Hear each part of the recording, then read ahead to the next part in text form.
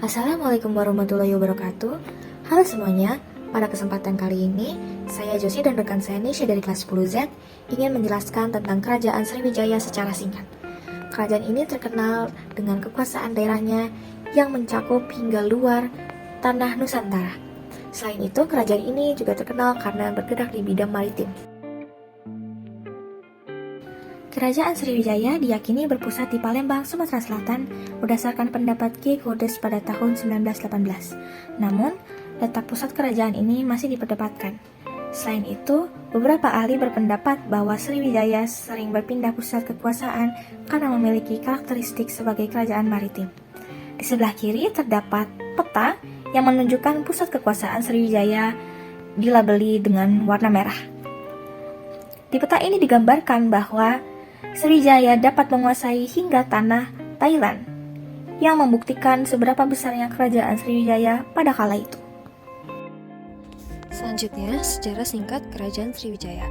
Kerajaan Sriwijaya berdiri pada abad ke-7 di Sumatera, dipimpin oleh Daputah yang Sri Jayanasa yang memperluas kekuasaannya melalui ekspedisi militer pada tahun 683 Masehi.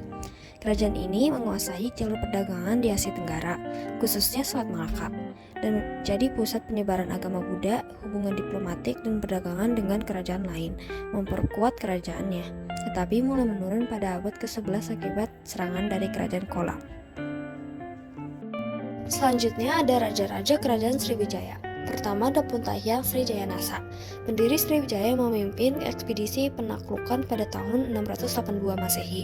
Ia berhasil menaklukkan wilayah-wilayah strategis yang penting untuk perdagangan, membangun fondasi kekuatan kerajaan. Kedua, Raja Balaputra Dewa memerintah pada abad ke-8 hingga ke-9. Ia dikenal sebagai raja yang membawa Sriwijaya ke puncak kejayaan. Balaputra Dewa memperkuat armada laut dan menjadikan Sriwijaya sebagai pusat perdagangan maritim di Asia Tenggara, mengamankan jalur Selat Malaka. Ketiga, Raja Dharmasetu berhasil memperluas pengaruh Sriwijaya ke Semenanjung Malaya. Ia membangun pangkalan perdagangan yang memfasilitasi interaksi dengan perdagangan di Cina dan India, memperkuat posisi ekonomi kerajaan. Keempat, Raja Sangrama Wijayatunggawarman memimpin pada saat serangan kerajaan Kola. Ia ditangkap pada tahun 1025 yang menandai awal kemunduran Sriwijaya. Penangkapannya menyebabkan kehilangan kendali atas jalur perdagangan utama mengurangi kekuatan dan pengaruh kerajaan. Di abad ke-7 Masehi, pada awal perkembangan kerajaan Sriwijaya, Raja Dapuntahyang banyak melaksanakan usaha perluasan daerah. Daerah-daerah yang berhasil dikuasai antara lain sebagai berikut adalah Tulang Bawah yang terletak di daerah Lampung, daerah Kedah yang terletak di pantai barat Semenanjung Melayu, Pulau Bangka yang terletak di pertemuan jalan perdagangan internasional, daerah Jambi yang terletak di tepi sungai Batanghari, tanah Genting Kera yang merupakan tanah genting bagian utara Semenanjung Melayu, dan juga Kerajaan Kalingga serta Mataram kuno. Bentuk pemerintahan kerajaan Sriwijaya adalah kedatuan yang dibuktikan oleh sejumlah prasasti. Kedatuan sendiri berarti tempat berkumpul para datu. Datu adalah seorang yang dihormati atau sesepuh. Sistem kedatuan ini menggambarkan kerajaan Sriwijaya yang terdiri dari mandala atau provinsi. Mandala-mandala tersebut membentuk sebuah perkumpulan yang dikepalai oleh seorang datu.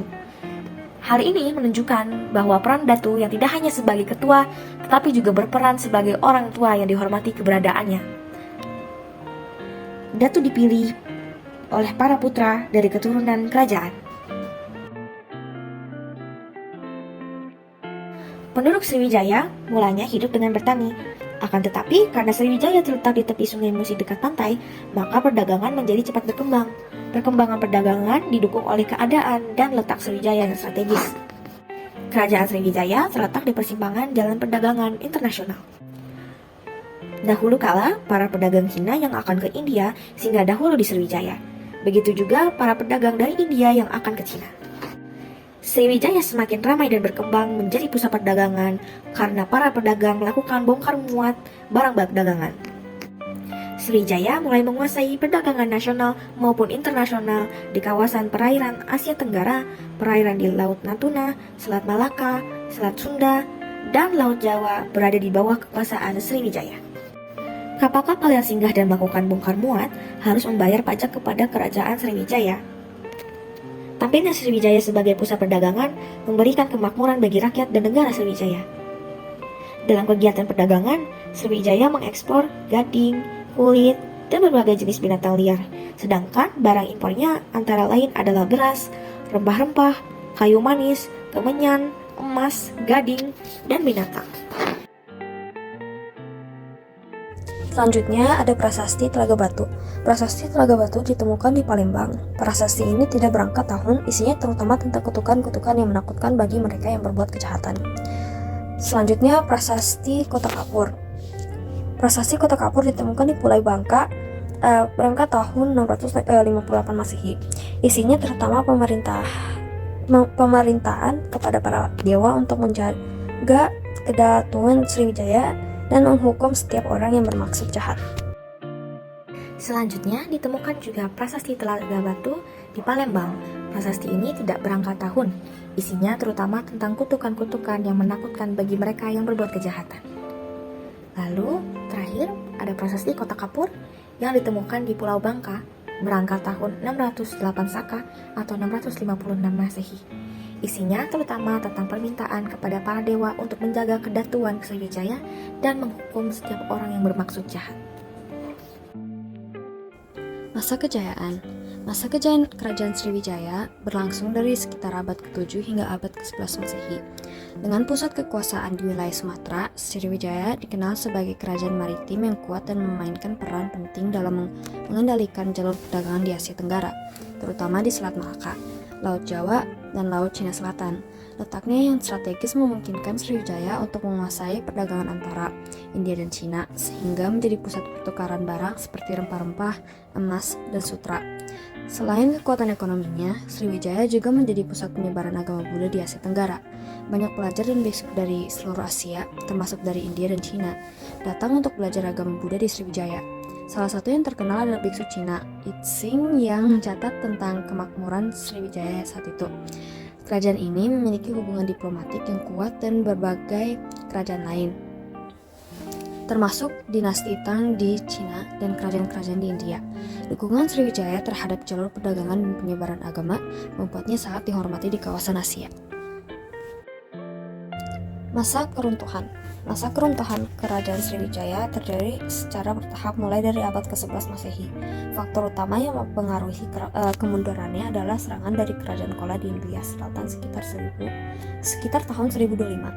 Serangan ini menghancurkan kekuatan maritim Sriwijaya dan melemahkannya pengaruhnya atas jalur perdagangan di Asia Tenggara. Setelah serangan tersebut, Sriwijaya kehilangan kendali atas beberapa wilayah penting, termasuk pusat-pusat perdagangan strategis. Selain serangan dari luar, munculnya kerajaan-kerajaan baru di wilayah Nusantara seperti Kerajaan Melayu dan Majapahit juga berkontribusi dalam kemunduran Sriwijaya. Persaingan dari kerajaan-kerajaan tersebut terutama di bidang perdagangan dan pengaruh politik. Semakin melemahnya kekuatan Sriwijaya, keruntuhan Sriwijaya semakin diperparah oleh hilangannya pengaruhnya sebagai pusat penyebaran agama Buddha di Asia Tenggara, yang sebelumnya menjadi salah satu pilar kekuatannya. Pada abad ke-13, kerajaan ini mulai benar-benar kehilangan kekuasaannya dan wilayahnya. Meskipun tidak runtuh secara tiba-tiba, Sriwijaya secara bertahap ditinggalkan dan akhirnya kehilangan relevansinya sebagai kekuatan politik dan ekonomi besar di wilayah tersebut. Sumber sejarah Kerajaan Sriwijaya dipercayai datang dari catatan Cina yang berisi informasi terkait berdirinya Kerajaan Sriwijaya yang dapat ditemukan di sejumlah kronik. Salah satu sumber tertulis paling penting adalah catatan seorang biksu Tiongkok yang bernama Yixing, yang singgah di Kerajaan Sriwijaya dalam perjalanannya ke India. Ia sempat tinggal untuk 6 bulan dan mempelajari bahasa Sanskerta serta Melayu. Selanjutnya, sumber sejarah lainnya adalah berita dari Arab dan India. Keberadaan Sriwijaya dapat diketahui dari sebutan pedagang Arab seperti Zahak, Sabai, atau Sribusa, dan juga berita India yang menyatakan bahwa Sriwijaya pernah menjalin hubungan dengan kerajaan-kerajaan India seperti Kerajaan Nandala dan Kerajaan Chola. Sumber yang kita gunakan adalah dari artikel edukasidetik.com dan kompas.com, serta buku pelajaran Sejarah Indonesia kelas 10 semester 1 kurikulum 2013.